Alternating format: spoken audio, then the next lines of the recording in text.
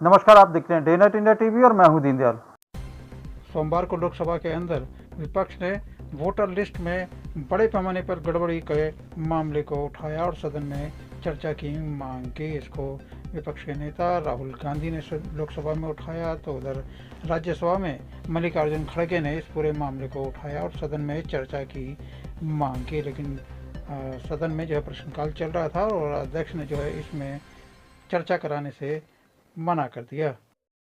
क्या voter list सरकार बनाती है क्या? सर, वोटर लिस्ट सरकार बनाती है क्या? वोटर लिस्ट पर सवाल उठ रहे हैं, बोलने दीजिए। पूरा ऑपोजिशन सिर्फ मिलकर ये कह रहा है कि वोटर लिस्ट पे यहाँ पे एक डिस्कशन हो क्या? ये आपको समझाता हूँ। सर एक सेकेंड, आप जानते हैं election commission is under the ministry of law and parliamentary affairs. It is under election commission has to answer to parliament. Sanjay Haribhau Jadhav sanctioned by us.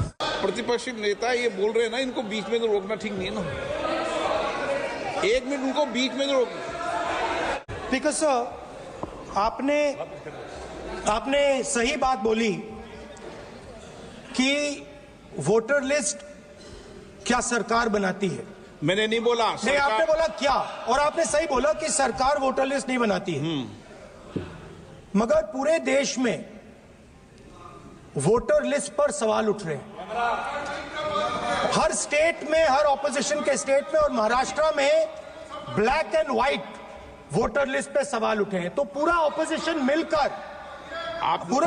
मिलकर सिर्फ ये बोलने दीजिए, पूरा ऑपोजिशन सिर्फ मिलकर ये कह रहा है कि वोटर लिस्ट पे यहाँ पे एक डिस्कशन हो जाए। ओके। आप बनाते नहीं हो, इसको हम एक्सेप्ट कर रहे हैं, आप डिस्कशन तो कीजिए। आनंद भदौरिया जी। Okay, good. हमको भी एक मिनट दीजिए अध्यक्ष जी, सर। वोटर लिस्ट पे अध्यक्ष जी दे दीजिए। आनंद भदौरिया जी, वोटर लिस्ट पे दो sir. In the morning also अभी आपको समय लगेगा प्रतिपक्ष नेता बनने में। आनंद भदौरिया जी, वोटर लिस्ट पे अध्यक्ष जी। 30 सेकंड सर, 30 सेकंड। मैं सर 30 सेकंड, इसका बात देंगे।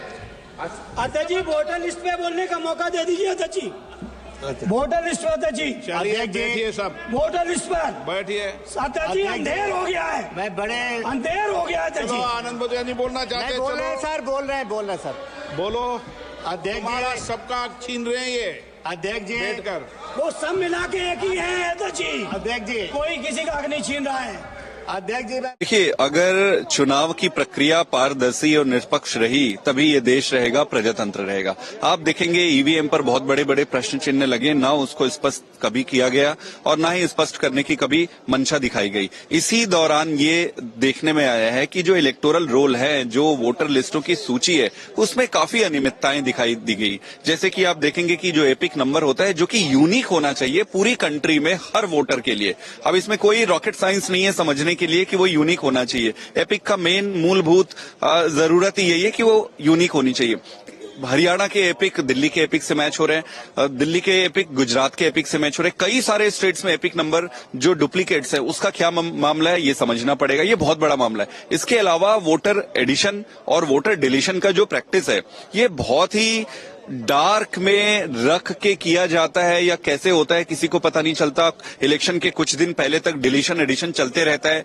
ये सारी प्रक्रियाओं को रिव्यू करना पड़ेगा, इलेक्शन कमीशन को इसको देखना पड़ेगा। अदरवाइज सिचुएशन ये रहेगा कि सबका चुनाव की प्रक्रिया से भरोसा अगर उठ गया तो क्या ही प्रजातंत्र रहेगा और क्या ही पार्लियामेंट। देखिए, इलेक्शन कमीशन तो सरकार के कब्जे में है और काफी अरसे से सरकार के कब्जे में है।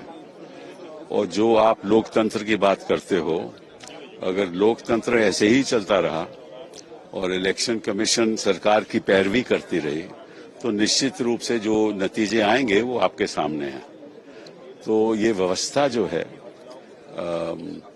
वोटिंग की जो व्यवस्था है,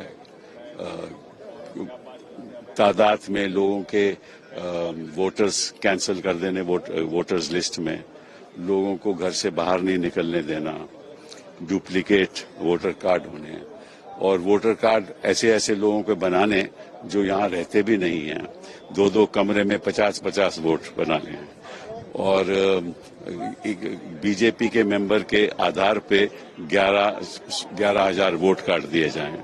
अगर ऐसी व्यवस्था चलती रहेगी तो जिसको आप लोकतंत्र कहते हो वो लोकतंत्र नहीं है, ये एक दिखावा है।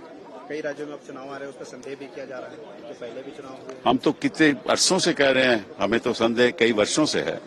हम ईवीएम की अभी बात नहीं कर रहे, वो तो अलग बात है, वो अलग चर्चा होगी उसके बारे में कि जिस तरह से इलेक्शन कराते हैं और जमीन पे क्या होता है वो तो हमको मालूम है, सभी को मालूम है, लेकिन सुनने वाला कोई नहीं है। न कोर्ट सुनती है, न इलेक्शन कमीशन सुनती है, और बात ये लोकतंत्र की करते हैं। देखिए, चुनाव आयोग और भारत की सरकार यानी कि सत्तारूढ़ दल मिलकर सरकारी तंत्र का दुरुपयोग करके फर्जी वोटर बना रहे हैं। राज्य दर राज्य, महाराष्ट्र में किया, हरियाणा में किया, दिल्ली में किया, बंगाल में शुरू हो गया है। इस पे हम जवाब चाहते हैं सरकार से।